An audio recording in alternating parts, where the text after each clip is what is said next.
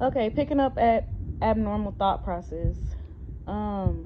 Like abnormal thought process displayed by the mentally ill client and occurring as a result of a psychotic disorder. The types are circumstantiality. Before getting to the point of answering a question, the individual gets caught up in countless details and explanations. Confabulation, filling a memory gap with detailed fantasy believed by the teller. The purpose of confabulation is to maintain self-esteem. This is seen in organic conditions such as Korsakoff psychosis. Flight of ideas, a constant flow of speech in which the individual jumps from one topic to another in rapid succession. A connection between topics exists. Although it is sometimes difficult to identify. This is seen in manic states. Looseness of association, haphazard,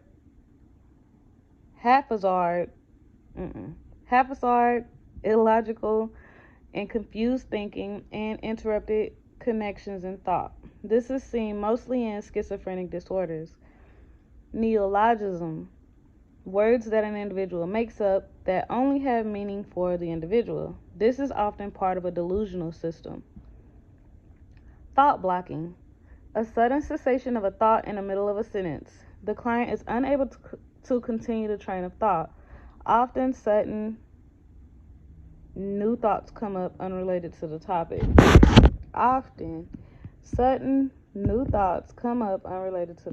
That's thought blocking. Word salad, a mixture of words and phrases that have no meaning. Types of delusions. A false belief held to be even when there's evidence to the contrary. Types, grandeur, the false belief that one is a powerful and important person. Jealousy, the false belief that one's partner or mate is being unfaithful.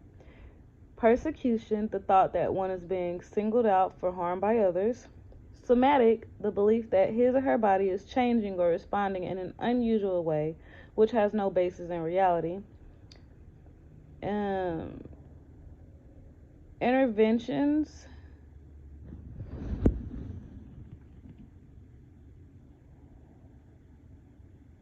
You want to ask the client to describe the delusion. Be open and honest during interactions to reduce suspiciousness. Focus the conversation on reality-based topics rather than the delusion.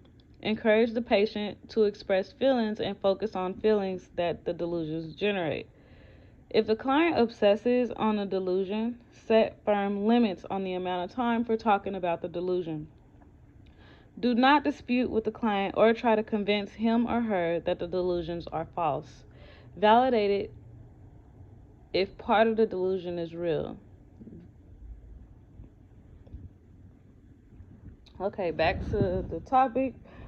Perceptual distortions, illusions that may be brief experiences with a misinterpretation or misperception of reality. Hallucinations, including the five senses, such as perceiving objects, sensations, or images with no basis in reality. Hallucinations is a sense occurs with one of the five senses, perception for which no external stimuli exists. This can have an organic or functional cause. Types are auditory, hearing voices when none are present. Gustatory, experiencing taste in the absence of a stimuli. Olfactory, smelling smells that do not exist. Tactile, feeling touch sensations in the absence of stimuli. Visual, seeing things that are not there. Interventions. Ask the client directly about the hallucination. Avoid reacting to the hallucination as if it were real. Decrease stimuli or move the client to another area. Do not negate the client's experience. Focus on reality-based topics. Attempt to engage the client attention through a concrete activity. Respond verbally to anything real that the client talks about. Avoid touching the client. Monitor for signs of increasing anxiety or agitation, which may indicate that the hallucinations are increasing. Language and communication disturbances, clang association, is when repetition of words or phrases that are similar in sound but in no other way. Echolalia is a repetition of words or phrases heard from another person. Mutism is absence of verbal speech. Neologism, a new word devised that has special meaning only to the client. Pressured speech is speaking as if the words are being forced out quickly. Verbigeration, purposeless repetition of words or phrases. Word salad, form of speech in which words or phrases are connected meaninglessly.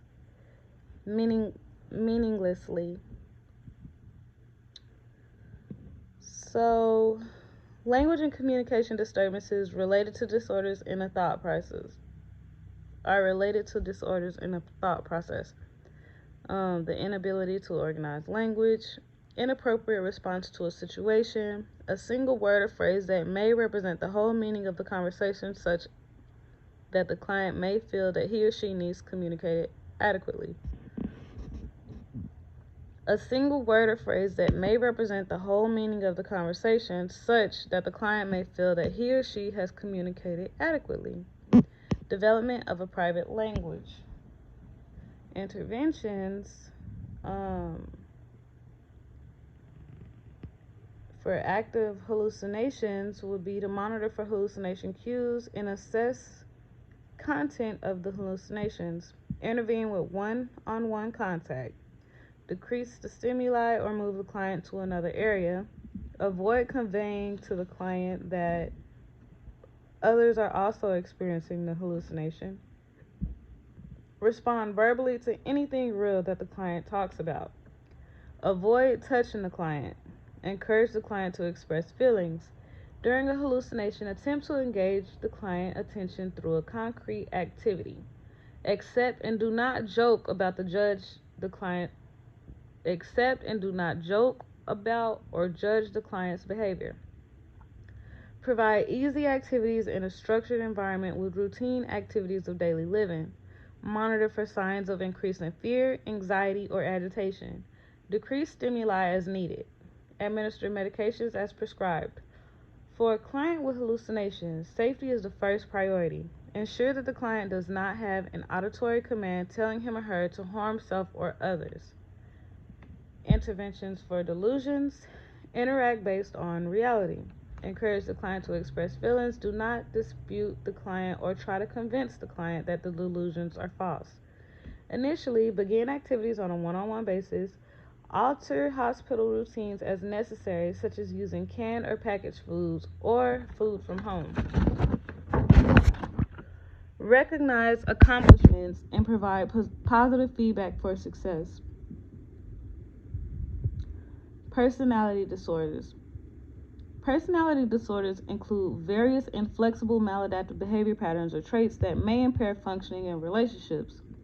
The client usually remains in touch with reality and typically has a lack of insight on his or her behavior.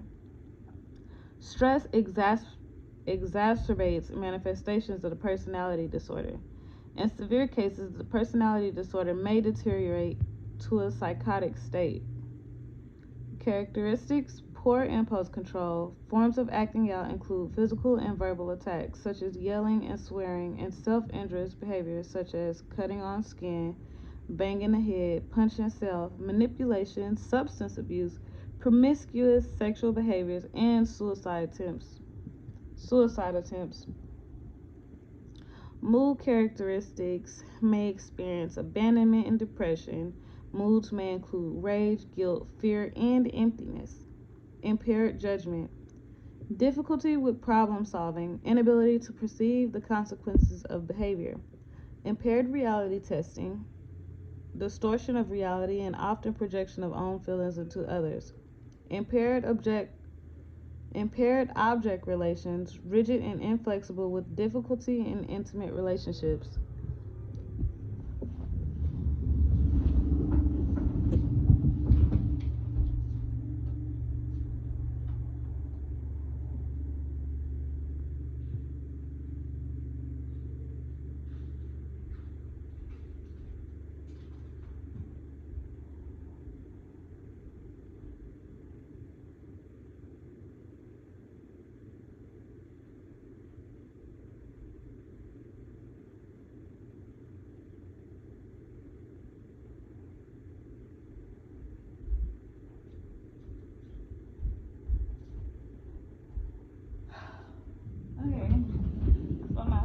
video over, my bad. Alright. Impaired self-perception. Nope. I don't think that was it.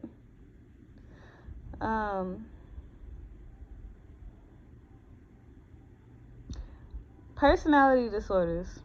Stress exacerbates manifestation of the personality disorder. In severe cases, the personality disorder may deteriorate to a psychotic state. Characteristics, poor impulse control. Forms of acting out include physical and verbal attacks such as yelling and swearing, and self-injurious behaviors such as cutting on skin, banging the head, punching self, manipulation, substance abuse, promiscuous sexual behaviors, and suicide attempts. Mood characteristics may experience abandonment and depression. Moods may include rage, guilt, fear, and emptiness. Impaired judgment.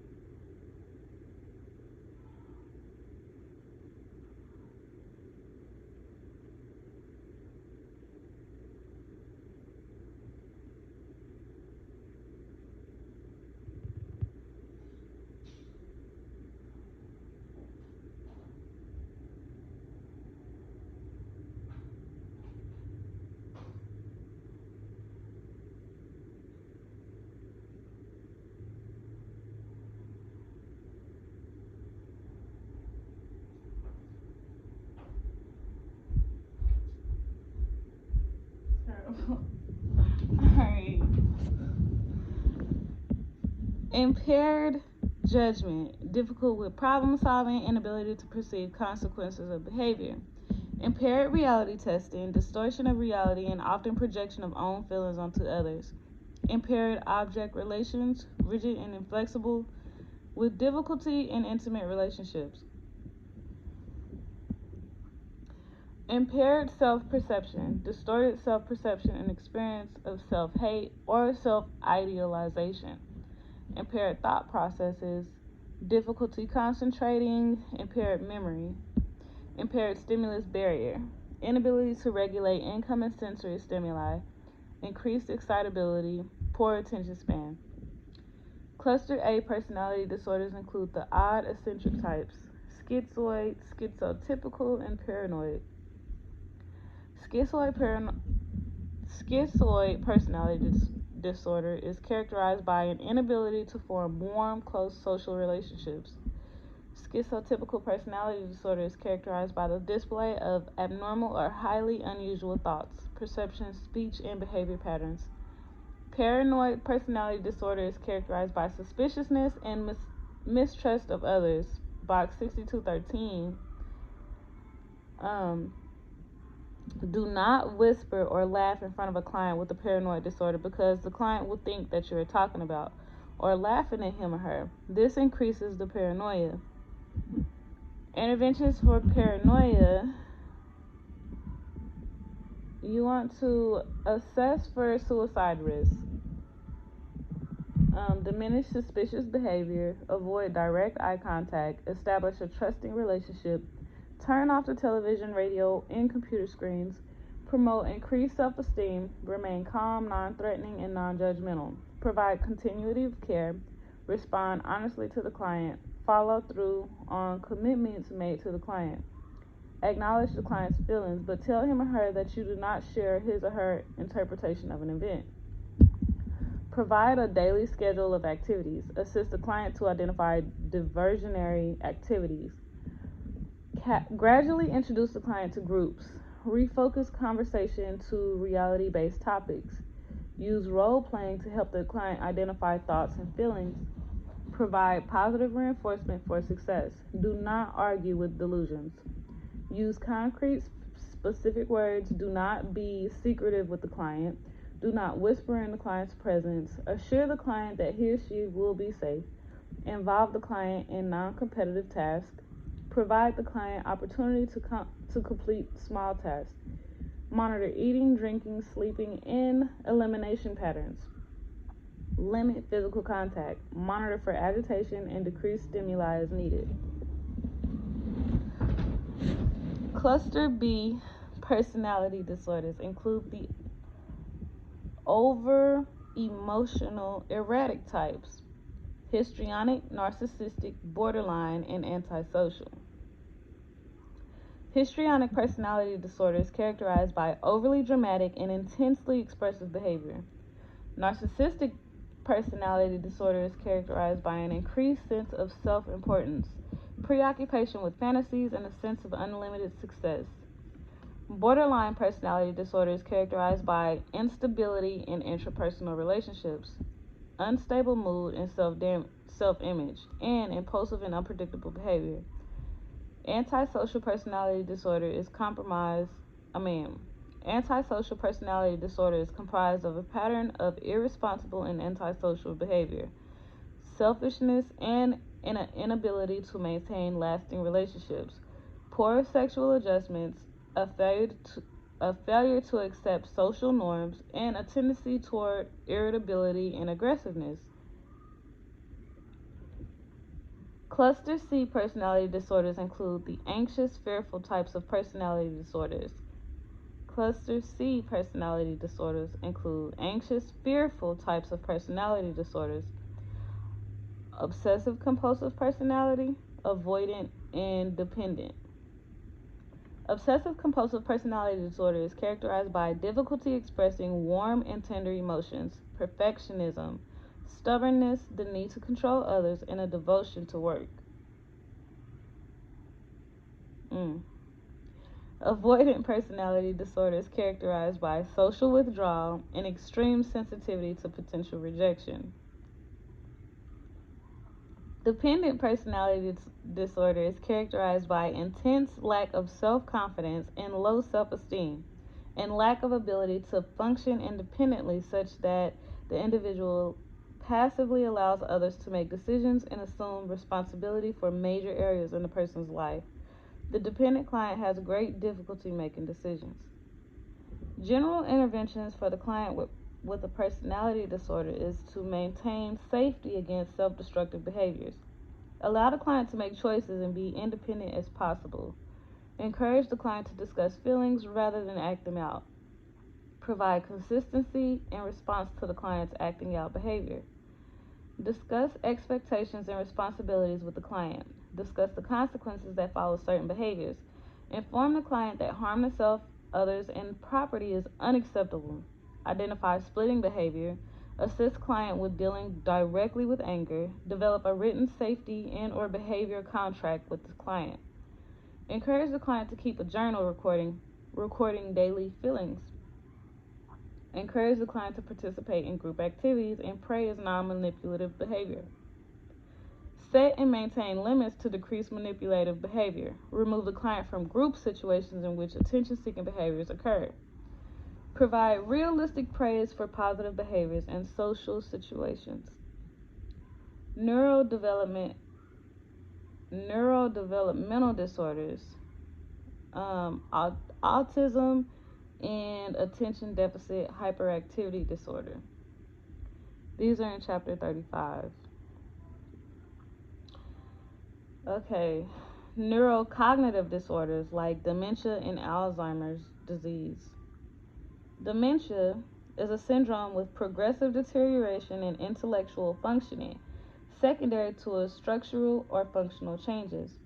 Long and short-term memory loss occur with impairment in judgment, abstract thinking, problem-solving ability, and behavior. Dementia results in a self-care deficit. Dementia-like symptoms can be a result of physiological conditions, and such conditions must be ruled out initially. The most common type of dementia is Alzheimer's disease. Alzheimer's disease.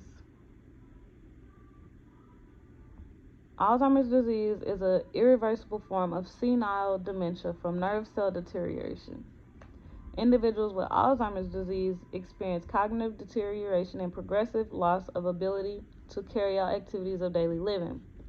The client experiences a steady decline in physical and mental functioning and usually requires long-term care, facility placement in the final stages of the illness. Stages and major characteristics of Alzheimer's disease. Stage 1, which is mild, is forgetfulness. Stage 2, which is moderate, is confusion. Stage 3, moderate to severe, is ambulatory dementia. And stage 4, which is late, is end stage. Interventions is identify and reinforce retained skills. Provide continuity of care. Orient the client to the environment. Furnish the environment with familiar possessions. Acknowledge the client's feelings. Help the client and family members manage memory deficits and behavior changes. Encourage the family members to express feelings about caregiving. Provide the caregiver support and identify the resources and support groups available. Monitor activities of daily living.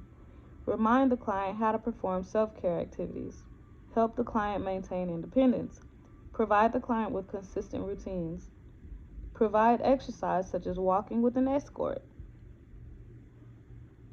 Avoid activities that tax the memory. Allow the client plenty of time to complete a task. Use constant encouragement in a simple step-by-step approach.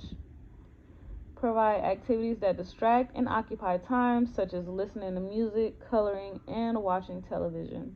Provide the client with mental stimulation with simple games or activities. Wandering. For the client that's wandering, you want to provide a safe environment, prevent unsafe wandering, provide close supervision, close and secure doors. Use ID bracelets and electronic surveillance. Sundown Syndrome, also known as sundowning, is characterized by a pronounced increase in symptoms and problem behaviors in the evening. This has to do with Alzheimer's and dementia. So, providing a safe environment is a priority in care of a client with Alzheimer's disease. Also, with Alzheimer's disease, these terms you might need to know. So, agnosia is failure to recognize or identify objects despite intact sensory function. Amnesia is a loss of memory caused by brain degeneration. Aphasia is language disturbance in understanding and expressing the spoken word, and apraxia is the inability to perform motor activities despite intact motor function.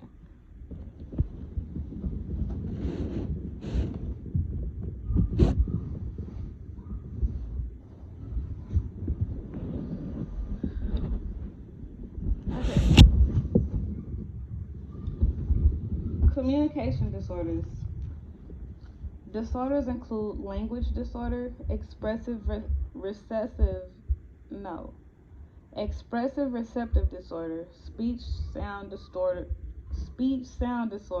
which is a phonological disorder, childhood onset fluency disorder, like stuttering disorder, and social communication disorder, impaired social communication. Adapt to the communication level of the client. Use a firm volume and a low-pitched voice to communicate. Stand directly in front of the client and maintain eye contact. Call the client by name and identify self. Wait for a response. Use a calm, reassuring voice. Use pantomime gestures if the client is unable to understand spoken words. Speak slowly and clearly using short words and simple sentences. Ask only one question at a time and give one direction at a time. Repeat questions if necessary, but do not rephrase. Impaired judgment. Remove throw rugs, toxic substances, and dangerous electrical appliances from the environment. Reduce hot water heater temperature.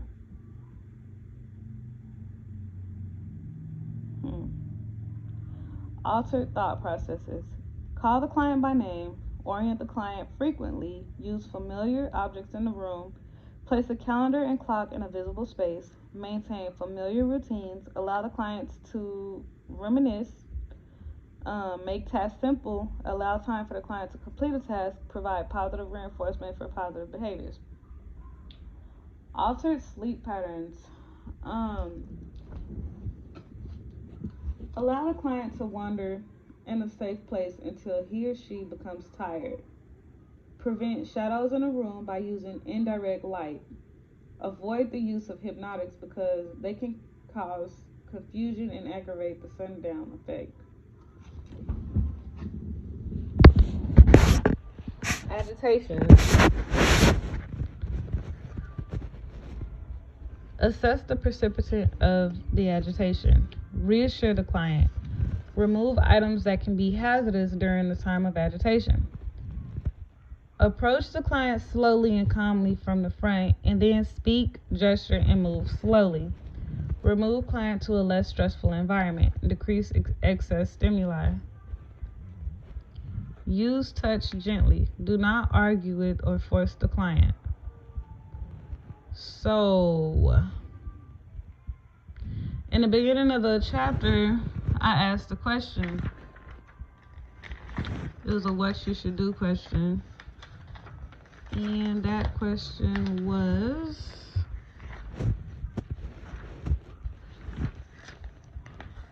many pages ago.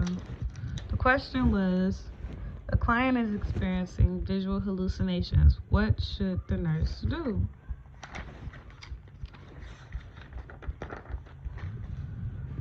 The answer is, if a client is actively hallucinating, the nurse should intervene with one-on-one contact.